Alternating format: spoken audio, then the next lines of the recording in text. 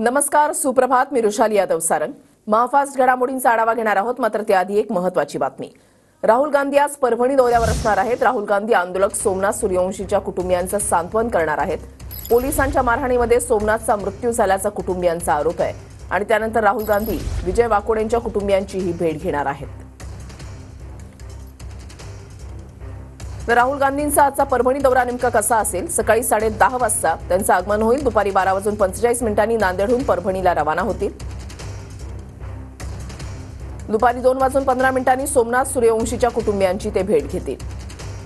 दुपारी 3 वाजता विजय वाकोडेंच्या कुटुंबियांची ते भेट घेतील. दुपारी 3:30 वाजता परभणीहून नांदेडला जाणार. संध्याकाळी 5:15 नांदेडहून दिल्लीकडे रवाना होणार.